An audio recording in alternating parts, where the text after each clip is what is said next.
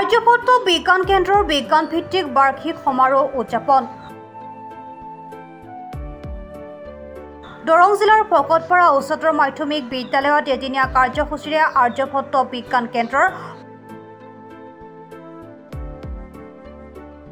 পূব মঙ্গলদৈৰ সমন্বয়ক ললিত চন্দ্ৰ নাথৰ নেতৃত্বত আৰু ভকতপাৰা উচ্চতৰ মাধ্যমিক বিদ্যালয়ৰ অধ্যক্ষ ৰীনা বসুমতাৰীৰ সহযোগত পূব মঙ্গলদৈ কেন্দ্ৰৰ বিজ্ঞান ভিত্তিক বাৰ্ষিক সমাৰোহৰ আয়োজন কৰে।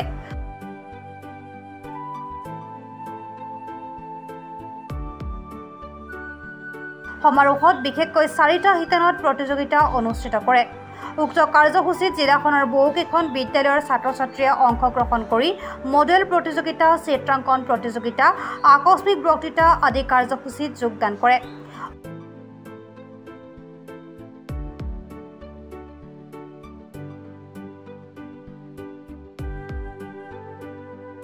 অনুষ্ঠানৰ অন্তত এখন সভাৰ আয়োজন কৰে আৰু সভাত স্থানপ্ৰাপ্ত ছাত্ৰ-ছাত্ৰীক পুৰস্কাৰ প্ৰদান কৰে।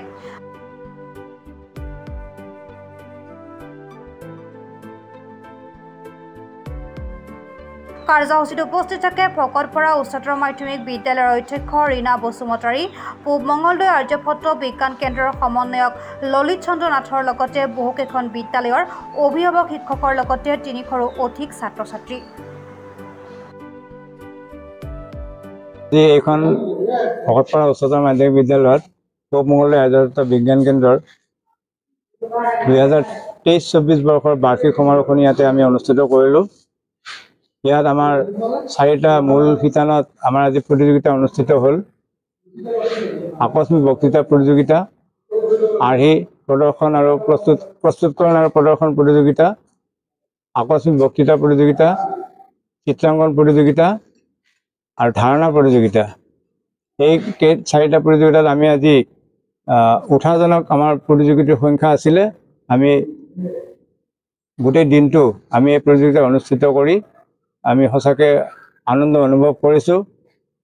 আৰু আমি যিসকল ছাত্ৰ-ছাত্ৰী আজি এই অনুষ্ঠানত প্ৰতিযোগিতাত অংশ লৈ পুৰস্কাৰ পালে তেখেতসকলক আমি প্ৰমাণপত্ৰ আৰু ট্ৰফিৰে আমি তেওঁলোকক সন্মানিত কৰিছোঁ আৰু প্ৰত্যেকগৰাকী অংশগ্ৰহণকাৰী ছাত্ৰ-ছাত্ৰীকে আমি প্ৰমাণপত্ৰ দিয়াৰ ব্যৱস্থা ৰাখিছোঁ।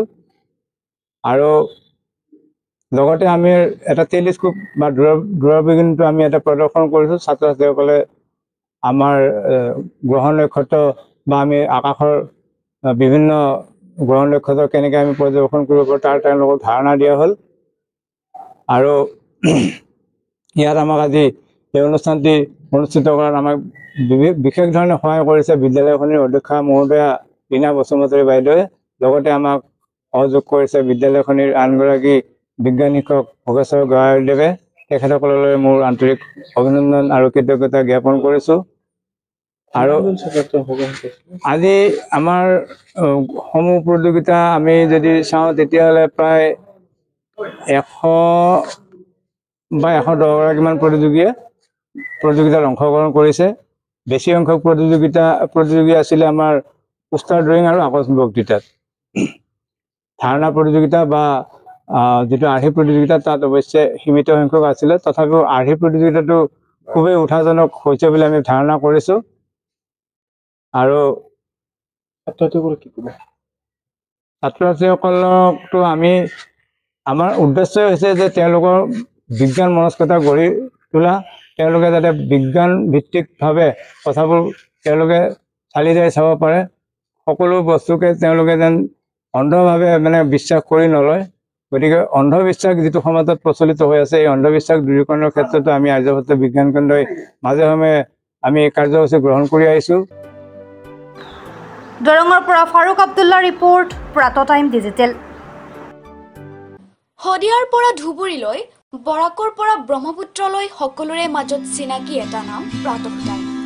থলুৱা ভাষা, কৃষ্টি আৰু সত্য বাতৰিৰ আধাৰত প্ৰতিষ্ঠিত খবৰ প্ৰাতঃ টাইমৰ প্ৰতিটো বা বাতৰি পুংখানুপুংখভাৱে চাবলৈ Facebook, YouTube, website, Twitter, Instagram আৰু ব্লগাৰ পেজত লাইক আৰু ফ'ল' কৰক।